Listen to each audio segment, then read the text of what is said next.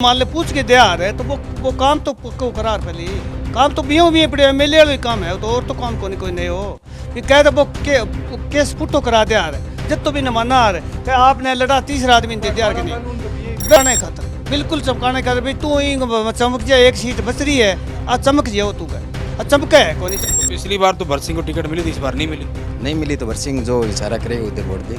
किसानों खातर कर दिया तो आपके खातर मिली मनते ना मिली फिर मन जाएंगे। अभी बार पवन बेन वाला सबसे टॉप कुछ ही कौन कराएगा। सीएम रह लिया 7 साल फिर भी कौन करेगा। एमएलए बन जिए तुम जीत के उठिए। नमस्कार दोस्तों, बिंदास हरियाणा की चुनावी यात्रा पहुंची है ऐलनाबाद हलके के रूपाणा खुर्द गांव में।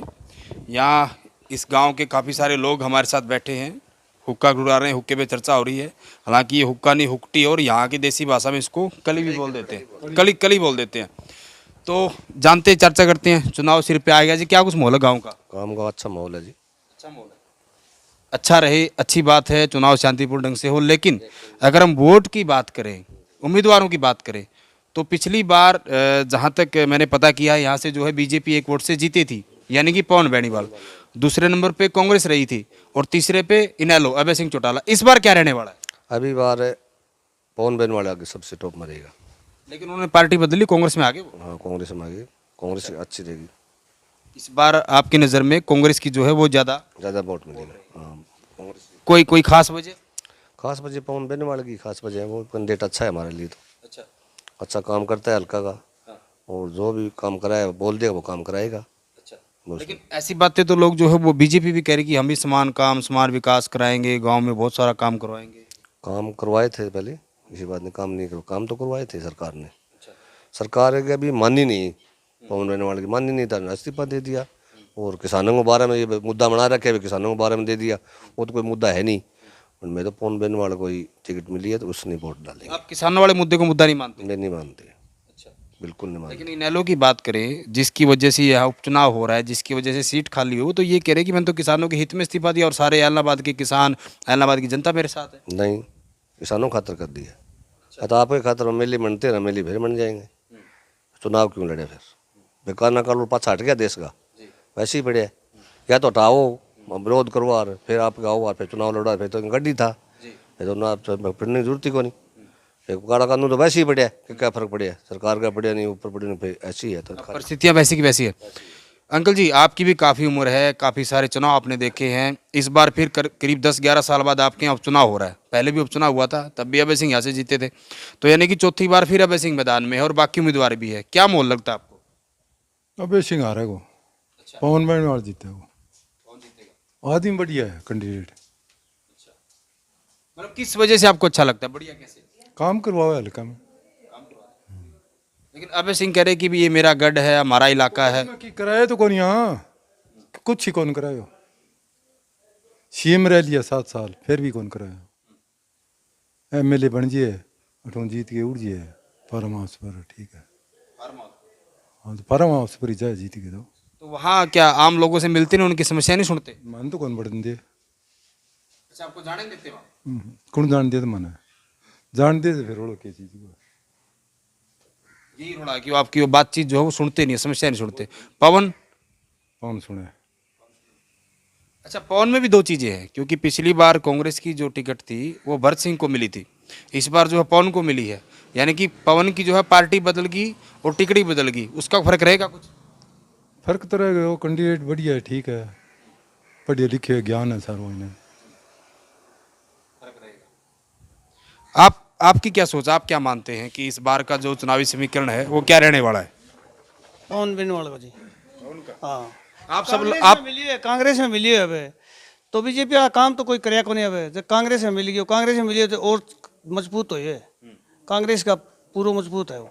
आप लोगों ने एक का तो नहीं कर खाना कि एक ही बात बोले? कौन करा जी, बिल्कुल कौन। मैं तो पक्को कांग्रेस है, बीजेपी का ही है। ए तो सदैव बीजेपी का, मैं तो कांग्रेस ही हुई पहली।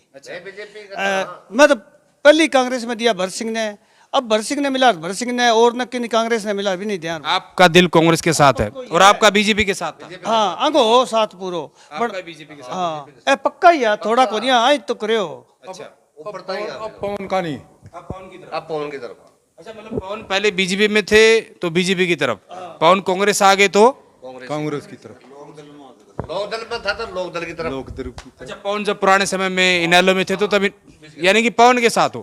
अच्छा, कुछ मुद्दे भी हैं आपके हल्के के, कुछ काम विकास? जी काम कौन करे है विकास मान ले सीएम अठू बना दियो मान ले पर इतना काम कौन करे एक सेम मान ले सेम ग्रस्त एरियो है, सेम को मुद्दो तकड़ो है। ना पानी को तो पवन ने बोर बार बीजेपी की सरकार में पिछली बार मंजूर कराया, मंजूर हो गया, बजट बन गयो, बड़ा बिल्लू नाम नहीं ले कदी सेम को।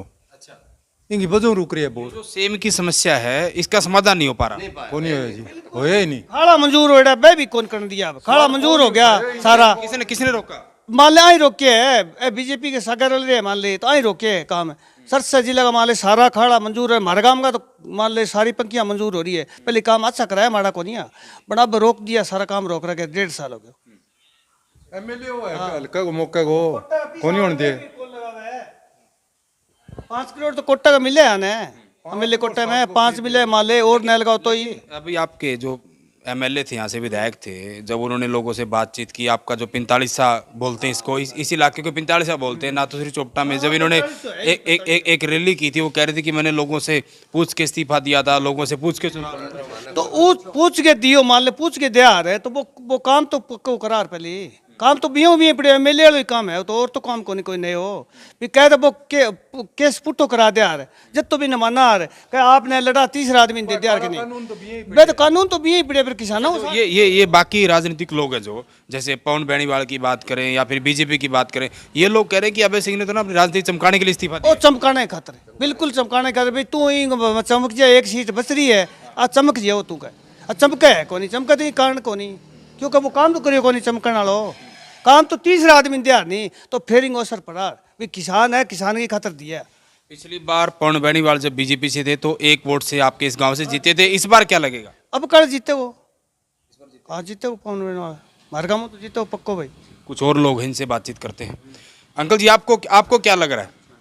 जितना भी आपको जितना जो लग रहा है। अच्छा चलो आप, अच्छा ये कर्मचारी हैं, ठीक है, आप बताओ। पवन बेनीवाल जीता हो जी मार दो। पवन का? हाँ, आप युवा हो, सारी चीजें देखते हो, खबर भी देखते हो, आपको क्या लग रहा है? अभी कोई डिसीजन नहीं, नहीं सब लोग खेती के अंदर लग रही है, अभी कोई डिसीजन नहीं है, न कोई गांव के अंदर लीडर है अभी तक। लेकिन चुनाव तो डिक्लेयर हो चुके हैं, नेता भी आने शुरू हो जाएंगे, फिर भी एक मन होगा ना कि जैसे पिछली बार, जैसे आपको पता है कि बीजेपी यहाँ से जीती थी, कांग्रेस 2 नंबर पे रही थी, नेलो 3 नंबर पे रही थी। अभी कोई डिसीजन नहीं है, नहीं मेरा तो है ही नहीं। अच्छा, इसकी कोई खास वजह? मैं अभी तक भरत सिंह बेनीवाल का कोई मैसेज नहीं है। अच्छा, आप भरत सिंह के वर्कर हो? हाँ, भरत सिंह के वर्कर है। तो पिछली बार तो भरत सिंह को टिकट मिली थी, इस बार नहीं मिली। नहीं मिली तो भरत सिंह जो इशारा करेगा उधर वोट देंगे।